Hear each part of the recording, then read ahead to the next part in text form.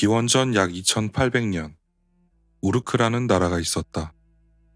우르크는 고대 메소포타미아 지방에서 번성했던 수메르 남부에 위치한 국가였다.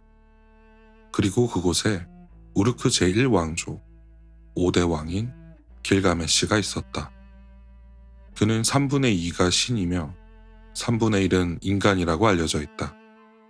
이는 그가 얼마나 전능한 힘과 권능을 가지고 있는지를 말해준다. 세상을 돌아본 그는 그 어디에도 자신보다 강한 자가 없다는 것을 알게 되었다. 그는 우르크 이곳저곳을 누비며 힘을 자랑했으며 그의 거만한 위용에 대적할 사람은 아무도 없었다. 혼인하는 여인들은 혼인날 남편의 품이 아닌 길가메시의 품에 안겨야 했고 남자들은 쉼없이 일을 해야만 했다.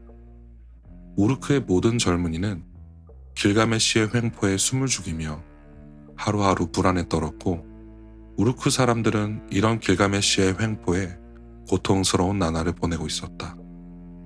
포악해지는 길가메시를 더 이상 그냥 둘 수 없었던 우르크 사람들은 우르크의 가장 높은 신인 아누에게 기도를 올리기 시작했다. 우르크의 모든 사람들이 길가메시의 흉악함에 고통받고 있다고 간절히 기도로 호소했다. 위대한 신 아누는 사람들의 기도를 듣고 모든 신이 창조한 여신 아루루를 불렀다. 모든 인간을 창조한 아루루, 길가메시를 만든 아루루, 길가메시에게 대적할 사람이 없소. 그를 상대할 동등한 자를 만드시오.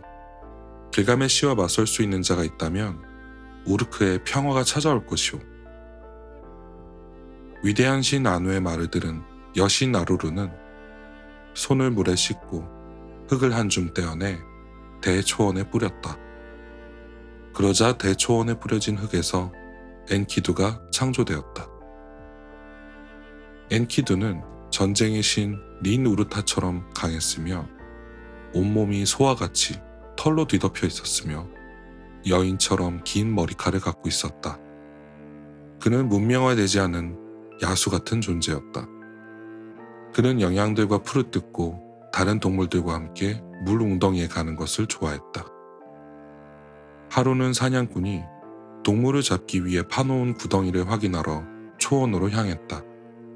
사냥꾼은 물 웅덩이 옆에 있는 엔키두를 마주하게 되었다. 사냥꾼은 너무 놀라 그대로 굳어 한참 동안 몸을 움직일 수가 없었다. 사냥꾼 눈에 비친 엔키두의 모습은 이제껏 본 적 없는 가장 공포스러운 존재였다. 집으로 돌아온 사냥꾼은 자신의 아버지에게 초원에서 본 엔키두에 대한 이야기를 전했다. 그는 땅에서 가장 강하고 쉼없이 짐승들과 어울리며 물 웅덩이의 모습을 나타냅니다. 제가 사냥을 하기 위해 파놓은 구덩이를 메워버리고 덫에 걸린 짐승들을 모두 풀어줘 버렸습니다. 엔키두가 있는 한 저는 더 이상 숲에서 사냥을 할 수 없을 것입니다. 이야기를 듣고 고민을 하던 아버지는 아들에게 말했다. 우르크에는 길가메시라는 왕이 있다. 그는 천상의 신 아누만큼 강하며 아무도 그를 이길 수 없다. 길가메시에게 이 내용을 전하면 그가 해결책을 줄 것이다. 아버지의 이야기를 들은 사냥꾼은 우르크로 향했다. 마침내 사냥꾼은 우르크에 도착해 길가메시의 앞에 머리를 조아리며 자신이 본 엔키두에 대해 길가메시에게 고했다. 위대한 길가메시여, 제 이야기를 들어주소서. 어떤 자가 높은 산지에서 왔습니다. 그는 땅에서 가장 강하고 공포스러운 야수입니다. 그는 다른 야수들을 이끌고 쉼없이 산과 들을 배회하며 풀을 뜯고 물 웅덩이에 나타납니다. 그는 제가 파놓은 구멍을 메우고 제가 만든 덫을 모조리 엉망으로 만들어버렸습니다. 저는 두려움에 다가갈 수도 없고 이대로 가다가 더 이상 숲에서 사냥을 할 수 없게 될 것이 분명합니다.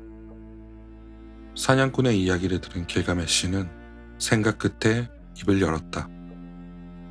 그대는 여기 음탕한 여인 샤마트를 데리고 그 야수가 있는 곳으로 가라.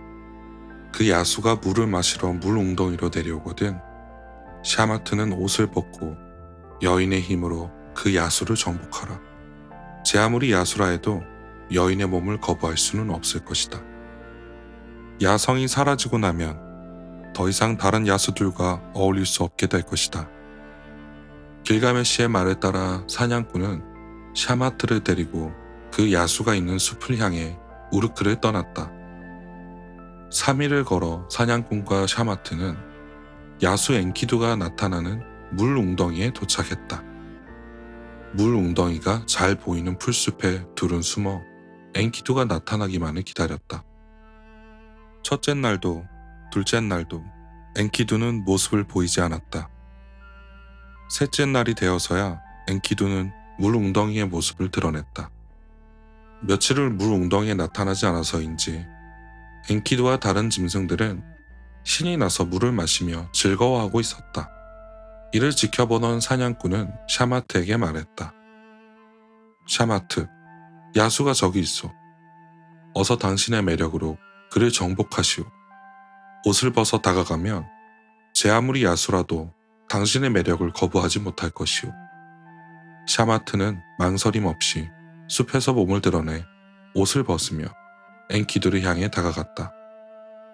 숲에서 알몸으로 자신을 향해 다가오는 여인을 본 엔키두는 눈을 떼지 못하며 그녀를 바라보았다. 그리고 그는 한 번도 느껴본 적 없던 욕정이 생겨났다.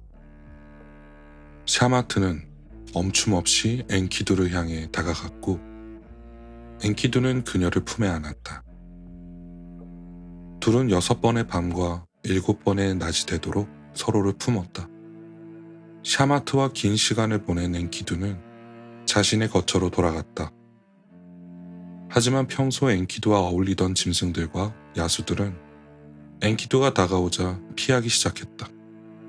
엔키두가 달아나는 그들을 따라가 보려 했지만 역부족이었다. 그의 몸은 예전처럼 빠르지 못했다. 하지만 그 대신 엔키두는 인간의 생각을 갖게 되었다. 샤마트에게 다시 되돌아온 엔키두는 그녀의 곁에 누워 그녀를 바라보았다. 상심해 있는 엔키두를 바라보며 샤마트가 말했다. 엔키두, 당신은 이제 더 이상 야수가 아니에요. 당신은 신과 버금가는 강인함을 가지고 있죠. 당신은 더 이상 이 숲에서 떠돌아다닐 필요가 없어요. 나와 함께 가요. 튼튼한 성벽으로 둘러싸인 우르크로 나와 함께 가요. 아누아 이시타르의 신전으로 자신의 힘을 과시하는 길가메시가 있는 우르크로 함께 가요. 엔키두는 자신에게 따뜻한 말을 건네는 샤마트의 말에 감동했다. 그리고 샤마트에게 말했다. 샤마트, 당신을 따라가겠소. 나를 아누아 아시타르의 신전으로 길가메시가 있는 곳으로 데려가 주오. 그리고 내가 길가메시와 겨뤄보겠소. 그리고 내가 더 강하다는 것을 증명할 것이오. 엔키두의 말을 들은 샤마트가 말했다. 엔키두, 당신은 아직 세상을 몰라요. 그를 만나면 자세히 그를 들여다보세요. 그는 당신보다 강합니다.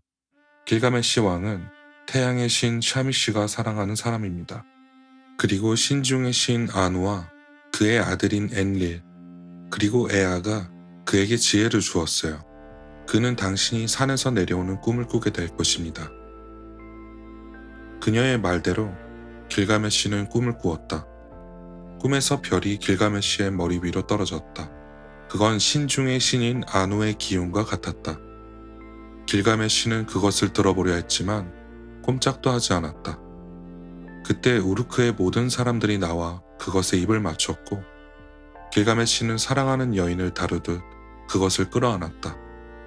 그제서야 그것을 안아 어머니인 닌순의 앞에 가져다 놓았고 닌순은 그것을 길가메시의 형제로 만들어 주었다. 지혜의 관리자인 길가메시의 어머니 닌순은 길가메시가 꾼 꿈의 내용을 듣고서 이렇게 말했다. 길가메시, 내게 강한 힘을 가진 자가 오겠구나. 그는 1000개의 지배자 아누의 힘처럼 강할 것이다. 너는 그를 포용해 형제처럼 대할 것이며 가장 강한 친구가 될 것이다. 길몽이며 길조구나. 다시 한번 잠이 든 길가메시는 두 번째 꿈을 꾸었다. 그리고 그는 다시 어머니 닌순에게 꿈에 대한 이야기를 했다. 어머니, 이번 꿈에서는 우르크의 거리에 도끼 한 자루가 나타났습니다. 사람들이 그 도끼 주변을 둘러 모여들었습니다. 그리고 저는 그것을 당신의 발 앞에 두고 사랑하는 연인을 안듯 껴안았습니다.